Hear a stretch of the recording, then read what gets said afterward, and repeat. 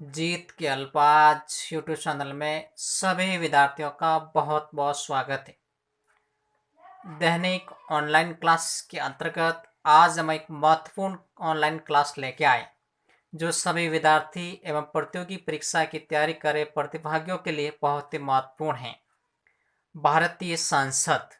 भारतीय संसद क्या है, उसकी संरचना क्या है, उसका कैसे गठन होता है, उन सब के बारे में आज अपन जानकारी प्राप्त करेंगे विश्लेषण से।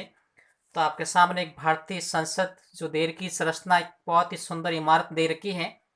ये बहुत ही सुंदर इमारत है। उसका जो भारतीय संसद है उसकी संरचना क्या है, क्या कैसे उसका गठन होता है, समझते हैं उसके बारे में।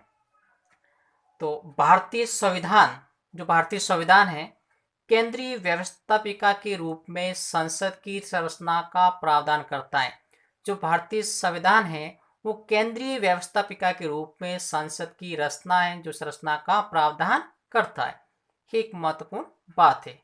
फिर अपन देखते इधर आए लेफ्ट हैंड साइड में, भारत में संसदीय शासन प्रणाली अपनाई गई है। प्रश्न आ सकता है कि भारत में कैसी है वो शासन प्रणाली अपनाई है। तो संसदीय शासन प्रणाली, जिसको अपन वेस्टमिनिस्टर मॉडल भी कहा जाता है। ठीक, कुछ दूसरा रूप इसका है वेस्टमिनिस्टर मॉडल। अब इसमें संसद है वो भारत का सर्वोच्च विधायी निकाय, सर्वोच्च विधायी निकाय भारत का है वह संसद है। राइट हैंड साइड में देखेंगे तो इस जो सुंदर इमारत है उसका जो निर्माण है वो 1921 से 1927 के मध्य हुआ था। ये भी आप सन याद रखिए, कभी भी परीक्षा में प्रश्न पूछा जा सकता है। अब संविधान में कैसा इसका कुछ दे रखा है, संरचना देखिए। तो संविधान के भाग 5 है और अध्याय 2 के अंतर्गत अध्याय 2 भाग 5 अनुच्छेद 79 से 122 इसके 20 संसद का गठन कैसे होता है, इसकी कैसी संरचना है, इसमें कौन कौन सी शक्तियां हैं, उन सब का वर्णन है वो 79 से लेकर 122 तक का दे रखा है। ही आप महत्वपूर्ण बात इसको नोट कर लीजिए। अब संसद जो दे रखी है बहुत ही सुंदर इमारत है, उसमें कितने अंग होते हैं ये भी अपन को जानना जरूरी है। तो संसद में जो अंग है वो 3, राष्ट्रपति, राज्यसभा और लोकसभा। अब अपन लेफ्ट हैंड साइड में देखेंगे तो राष्ट्रपति, उसके बारे में देखिए। तो संविधान के अनुच्छेद 52 में कहा गया है कि भारत का एक राष्ट्रपति होगा। अनुच्छेद 52 के अंतर्गत बताया गया संविधान के अंतर्गत कि भारत का एक राष्ट्रपति होगा। अब राष्ट्रपति संविधान का इस संसद का सदस्य नहीं होता है, परंतु ये इसका एक अभिन्न अंग है। ही अपन को ध्यान, एक अभिन्न अंग है, इसका सदस्य नहीं होता, एक अभिन्न अंग है संसद का राष्ट्रपति, जो 52 के तहत इसका देर की पूरा निर्वाचन वगैरह।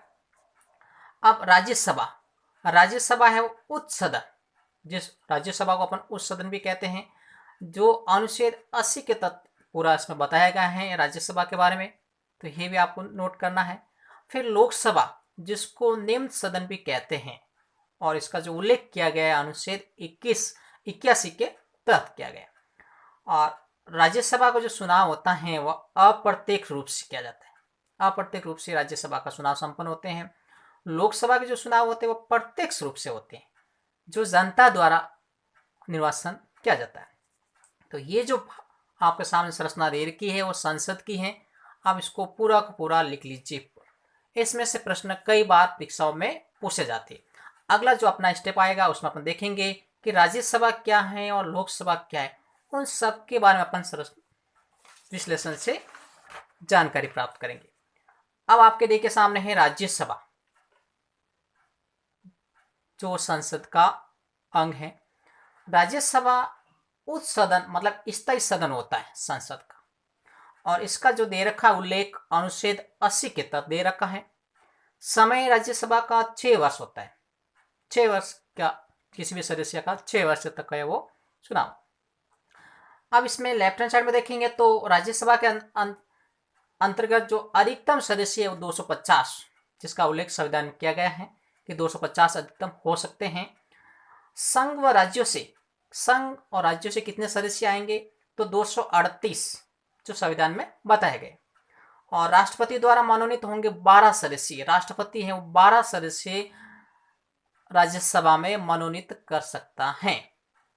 और 2 वर्ष में 1/3 सदस्य निवृत्त होते। प्रत्येक 2 वर्ष के अंतराल में राज्यसभा के वो 1/3 सदस्य वो निवृत्त होते रहते हैं, चुनाव संपन्न होते रहते हैं।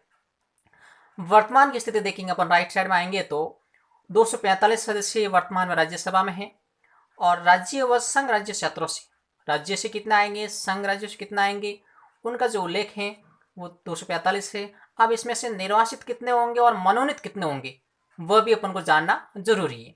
तो निर्वासित है वो 233 राज्यसभा के लिए होते हैं, जिसमें 226 3 + 4 मतलब 226 तो हो जाएंगे, राज्यों से आ जाएंगे, और 3 + 4 दिल्ली और जम्मू जिससे प्रतिनिधित्व करते हैं। और 12 सदस्य राष्ट्रपति मनोनीत करेगा संसद के लिए राज्यसभा से। तो खेल, साहित्य, कला, विज्ञान, समाज सेवा, इनमें से अगर कोई भी व्यक्ति हैं जिनकी आयु 30 वर्ष है, उनको है वो मनोनीत कर सकता है वो राष्ट्रपति। खेल के क्षेत्र में हो, साहित्य के क्षेत्र में हो, कला है, विज्ञान है, समाज सेवा। अब भारत का जो उपराष्ट्रपति राज्यसभा का पदेन सभापति होता है, ये भी एक महत्वपूर्ण जानकारी है कि इस राज्यसभा का जो सभापति जो इस सीट पर बैठता है वह भारत का उपराष्ट्रपति, राज्यसभा का पदेन सभापति जो इसका एक अध्यक्ष होता है, सभापति। राज्यसभा एक स्थायी निकाय, एक स्थायी जो अपना पढ़ा ऊपर की तरफ देखा है, स्थायी सदन है, इसे भंग नहीं किया जा सकता। ये एक महत्वपूर्ण बात है कि राज्यसभा कभी भी भंग नहीं होती है। प्रत्येक 2 वर्ष के अंतराल में चुनाव संपन्न होते रहते इसमें। तो ये राज्यसभा के बारे में जानकारी आप लिख लीजिए, बहुत ही महत्वपूर्ण है। अब अपन आगे देखेंगे लोकसभा के बारे में। लोकसभा क्या है, उसकी कैसी संरचना है, उनके बारे में। तो देखिए ये आपके सामने लोकसभा का एक मॉडल है, पूरा दर्शाया गया है। लोकसभा का जो उल्लेख अनुच्छेद 81 के तहत किया गया है, ये दे रखा है 81 के तहत। और ये संसद का निम्न सदन जिसको कभी भी भंग किया जा सकता है। समय 5 वर्ष का होता है, ये भी देखिए ध्यान से। अब अपन लेफ्ट हैंड साइड में देखेंगे तो अधिकतम संख्या 552 होती है। जो लोकसभा में अधिकतम संख्या 552। राज्यों व संघ राज्य क्षेत्र से 550, 530 + 20, राज्यों से 550 हो जाएंगे, 530 हो जाएंगे, और संघ राज्य क्षेत्र से 20 हो जाएंगे। राष्ट्रपति द्वारा, राष्ट्रपति है वो लोकसभा में 2 सदस्य मनोनीत करता है, ये इसमें संविधान में उल्लेख किया गया है। अब वर्तमान स्थिति देखेंगे अपन, राइट हैंड साइड में देखेंगे तो 545 है वो लोकसभा के अंदर सदस्य हैं वर्तमान में।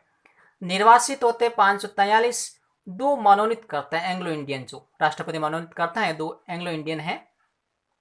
अब निर्वासित के अंदर भी है 530 राज्यों से आ जाएंगे, 13 है वो संघ शासित प्रदेश होता आ जाएंगे। 530 राज्यों से आ जाएंगे, 13 वो संघ शासित प्रदेशों से आ जाएंगे। निर्वाचन, लोकसभा का जो सदस्य है उसका निर्वाचन जनता द्वारा किया जाता है, राज्यसभा में नहीं किया जाता है, लोकसभा में जनता द्वारा। जबकि राज्यसभा में जो विधानमंडल है, विधान परिषद है, उनके जो सदस्य है वो राज्यसभा के सदस्यों का चुनाव संपन्न। और इसमें आयु दे रखी 25 वर्ष। राज्यसभा में आयु है वो 30 वर्ष है, जबकि लोकसभा में जो आयु है 25 वर्ष सदस्य के लिए अनिवार्य। अब एक और महत्वपूर्ण बात है कि संसद में निम्न सदन, जो निम्न सदन है लोकसभा, उसमें SC व ST के लिए आरक्षण की व्यवस्था की गई, जबकि राज्यसभा में नहीं है। केवल लोकसभा में SC ST के लिए आरक्षण की व्यवस्था की गई है। जनसंख्या के अनुपात में, कितनी जनसंख्या उसके अनुपात में ये व्यवस्था की गई है। 15वीं जो लोकसभा थी उसमें परिसीमन के बाद जो 15वीं लोकसभा थी उसमें कुछ इसमें फेरबदल हुआ है। जो वर्तमान की स्थिति दे रखी है, SC के लिए है वो 84 सीटें हैं लोकसभा के अंदर, और ST के लिए है वो 44 सीटें, 47 सीटें है वो आरक्षित की गई है, और जनरल के लिए 412 सीटें आरक्षित की गई है। राष्ट्रपति के पास लोकसभा भंग करने की शक्ति है। राष्ट्रपति इस लोकसभा को भंग कर सकता है। मध्यावधि चुनाव भी संपन्न कराए जा सकते हैं। और प्रथम लोकसभा अध्यक्ष GV मावलंकर हैं। प्रथम लोकसभा अध्यक्ष GV मावलंकर है। तो ये जो आपके सामने संरचना दिख रही है वो लोकसभा की है। आप इनको पूरा का पूरा लिख लीजिए, बहुत ही महत्वपूर्ण उपयोगी है। अगला जो अपना स्टेप देखिए, उस संसद के अंदर कुछ जानकारी है पहले और वर्तमान में क्या उसके बारे में है। तो प्रथम राज्यसभा सभापति संसद भारत के अंदर डॉक्टर सर्वपल्ली राधाकृष्णन थे, जो 1952 से लगाकर 1962 तक इनका कार्यकाल रहा। प्रथम लोकसभा अध्यक्ष जीवी मावलंकर थे। लोकसभा अध्यक्ष 1952 से लगाकर 1956 तक इनका कार्यकाल रहा। प्रथम लोकसभा महिला अध्यक्ष थी प्रथम लोकसभा अध्यक्ष मीरा कुमार, जो 2009 से लगा 2014 तक इनका कार्यकाल रहा। त्रिशंकु संसद का गठन, एक ऐसी स्थिति आई थी 89 में कि त्रिशंकु संसद का गठन करना पड़ा। वर्तमान में लोकसभा अध्यक्ष, अभी जो वर्तमान में लोकसभा अध्यक्ष है वो ओम बिरला हैं, जो भी बात चल रही हैं। और वर्तमान राज्यसभा सभापति, वर्तमान जो राज्यसभा के सभापति है वेंकैया नायडू, जो भारत के वर्तमान में उपराष्ट्रपति हैं। तो ये कुछ जानकारी है, ये प्रश्न कई बार परीक्षा में पूछे जाते हैं। तो एक बार देख लीजिए वापस, कुछ महत्वपूर्ण प्रश्न है, इनको आपको नोट करना है। एक बार पुनः लोकसभा के बारे में जानकारी देख लीजिए, आपके सामने है। राज्यसभा के बारे में भी एक बार जानकारी पुनः देख लीजिए, आपके सामने है। और जो भारत की संसद है, बहुत ही सुंदर इमारत है, उनका भी एक बार आप पुनः जानकारी लिख लीजिए। और ये हमारा जो चैनल है, आप इनको सब्सक्राइब करते रहिए, क्योंकि अगला एक महत्वपूर्ण वीडियो आएगा, आप देखते रह जाएंगे। तो सब्सक्राइब करिए, शेयर करिए, कमेंट करिए अधिक से अधिक तक। बहुत धन्यवाद।